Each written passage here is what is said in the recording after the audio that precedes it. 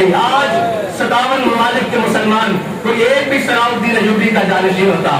کوئی ایک بھی محمد بن قاسم کا جانشین ہوتا، تو یہ ہندو یہ فراز ان کی ضرورت تھی ہمارے آقا کے بارے میں بات کرتے ہیں، یہ کہتے ہیں بھائی ہم نے یہ شاہین حطب یہ خالد یہ غوری یہ تیل یہ دراز یہ سارا کچھ رکھا ہی حضور کے نام پر ہے،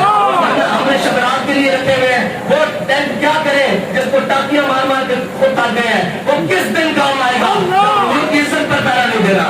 اچھا تمہاری عزت کی بات آئے، لال مارچ بھی ہو، کسی کی عزت کی بات آئے اس کے اوپر پرچے بھی کٹ جائے، کسی اور کی عزت کی بات آئے، مراد میں سخت بات کرنے لگا ہوں اس لیے کہ حضور کی عزت سے بڑھ کر کسی کی عزت ہے۔ میں ڈر کے کرتا ہوں، ہم تو لگے دام بھی پکارا سرکار بھی میں کہاں کہاں پہنچا تیری دین کی نظر میں۔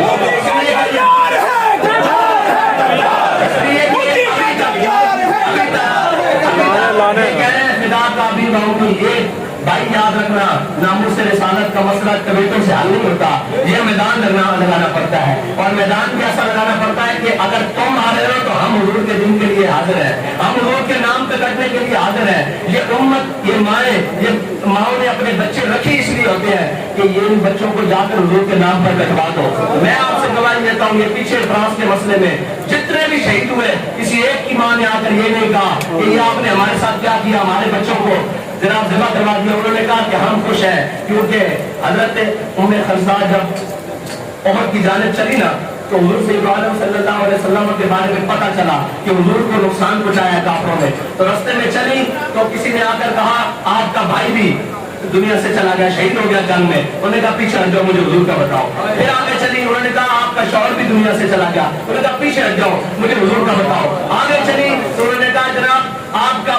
باپ بھی دنیا سے چلا گیا، آپ نے کہا پیچھے ہٹ جاؤ، مجھے حضور کا بتاؤ۔ آگے آئی تو کسی نے کہا آپ کا بیٹا بھی دنیا سے چلا گیا، آپ نے کہا پیچھے ہٹ جاؤ، مجھے حضور کا بتاؤ۔ جب یہ چار رشتے ہوتے ہیں کسی خاتون کا عزت سے دنیا میں جینے کے لیے، یہ بڑے چار اہم رشتے ہیں۔ جب چاروں رشتے چلے گئے سامنے حضور کو دیکھا تو حضور کا دامن کرم تھام کر کہا کل مصیبت بعدک جلل، یا رسول اللہ آپ کے ہوتے ہوئے کوئی پریشانی ہمیں پریشان کر سکتی ہے؟ ہم بھی یہ کہتے ہیں جب ان کی ناموس سلامت، ان کی ختم نبوت سلامت، ان کا نام رہے، ہمارا کچھ رہے نہ رہے، ہم سب کچھ قربان کرنے کے لیے تیار ہے۔